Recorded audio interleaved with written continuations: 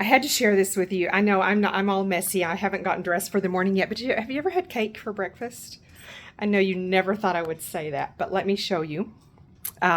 First of all, I do not recommend that you have cake for breakfast. But let's think about it. If the average American eats, I don't know, Fruit Loops and milk that comes from a sick cow that's full of chemicals and hormones, this cake is much better than that atrocious cereal. But what I'm going to show you today is how to take my old, I'm talking, this recipe is probably more than 50. I've probably been making this more than 50 years. This old recipe for Italian cream cake, we're going to redo it so that it's truly healthy. Now, you cannot be healthy if you eat this 5 times a day every day. Honestly, you can't. But you know what we teach is diet variation. Periods of fasting, periods of ketosis, periods of feasting. Think about ancestral diets. Winter, they were probably eating more meats and fats. Spring, the animals were pregnant, the garden wasn't producing, they were starving, the people were starving. And then in the summer and the fall, they ate from their garden. We don't have to do that anymore. So we have to force that because that is a healthy diet. So I'm going to show you the ingredients and the substitutes that I make, and then I'm actually going to give you the recipe. If you can read cursive. Some of my kids would be able to use this, some of them would not. So hang tight, we're gonna have a fun journey together. Okay, here's the recipe. So we've got eggs. I buy my eggs from the farmer's market. And then the flour is organic sprouted spelt flour. I buy that on Thrive Market.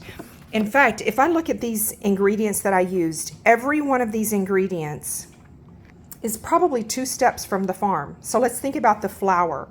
Someone grew the spelt flour. Then they probably sold that grain to a processing plant where they ground it into flour, and then they sprouted it and packaged it. And so I am only 2 steps removed from the actual farm. I don't want to be a farmer. I'm so glad that I can purchase food. And then we have sugar. God made cane sugar. It should not have chemicals, so it should be organic cane sugar, or there are options. Some people can eat some sugar sometimes. Nobody can eat very much sugar all the time. Horrible recipe for disaster. But, I should have started with that. This is what we're doing. So my daughter made this for my husband for his birthday, and you should have seen his face when she got it out and took the cover off of it. We rarely eat cake, even on birthdays. And he was so thrilled and she was so excited. I don't know why I thought that we would need to freeze part of it, because let me tell you, the stuff is going fast. So I've got options here for sweetener. My first choice, honestly, would probably be this monk fruit, because it's it's much lower in carbs. It has erythritol in it, and your friends who are not accustomed to this will notice. Monk fruit, somehow it just tastes cold somehow, but I've never used it actually in this recipe. So if I was making the cake, that's probably what I would try first, and my family would not be as happy. This is what my daughter used, organic cane sugar. And it's okay to have that sometimes. Then in the frosting, we've used organic powdered confectioner's sugar. So again, I hope I'm right about this. I haven't even looked at the ingredients on this package in a long time. We rarely have sugar in our house. Organic sugar and organic tapioca starch. So at that point, I get nervous because it says sugar. A lot of times sugar means GMO beets. So then second, now I'm really happy that it says non-GMO verified. So that's good. Another option for sweetener would be Swerve. And they do make sugar and powdered sugar. It's kind of like the monk fruit. It's cold, and that's what my kids call it. Mom, you used the cold sugar. Somehow it feels cold when it's in the recipe. Now, obviously, this recipe, you can see how old and dirty and loved it is, probably 50 years old. It calls for oleo. That's, somebody would have called it maybe margarine. Margarine is poison. We're going to use, this is, honestly, my favorite brand is to get raw butter from the farmer, but it's very hard to find. This one I have to drive. Even though I live in town, my mother's thinking, you only have to drive 20 minutes. I have to drive 30 minutes or an hour. So I'm not complaining. But I do have to drive. There's only a couple of stores around here that have this. I like this because it's 100% grass-fed. That's my number one thing. Number two, of course, I want it to be organic. And then I'm going to choose unsalted because I can add my own salt. Let's look in my salt cabinet. Let me see. I have obviously lots of different kinds of salt. We did not put garlic salt in the cake. I like to use Celtic sea salt. I love Colima salt. I probably have some Redmond salt in here. This is a good brand because I know this company, Wilderness Family Naturals. That's going to be pure. I have Celtic in a shaker. And then, you know, Redmond's is an acceptable brand also. So we like variety, even with sea salt. And vanilla. Our vanilla is organic. Honestly, I make my own.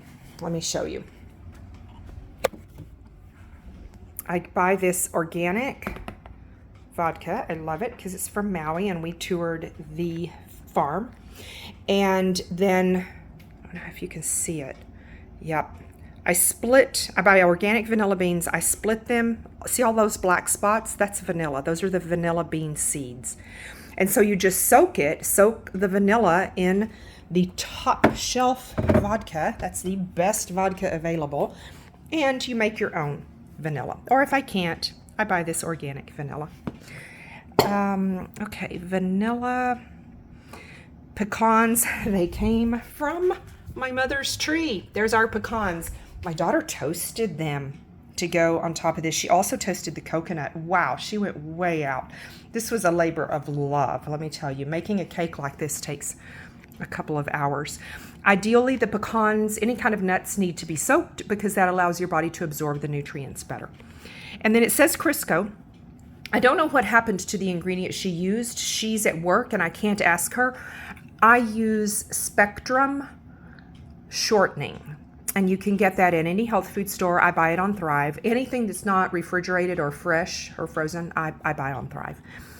Then we already talked about salt, and then we have baking soda. Beat the egg whites, cream the egg yolks, sugar, butter, and shortening. Then add the flour, soda, salt. I would add that separate from the buttermilk. Instead of buttermilk, what you can do, you know, I grew up in the country where we couldn't run to the grocery store and buy buttermilk. You can take 1 tablespoon of vinegar and add it to make add milk to make 1 cup and let it sit for a little while. So the vinegar sours the milk and it makes it really thick. So that's an excellent substitute for buttermilk. Then for this beautiful frosting, we have the powdered sugar, which of course we want to use something organic. Then we have the butter, the vanilla. I'm going to give you her secret ingredient. I hope she won't fuss about this. She put some almond extract in the frosting, and it was incredible. Coconut, pecans, and cream cheese. Of course, your cream cheese needs to be organic. So, there you have it. A beautiful, healthy cake.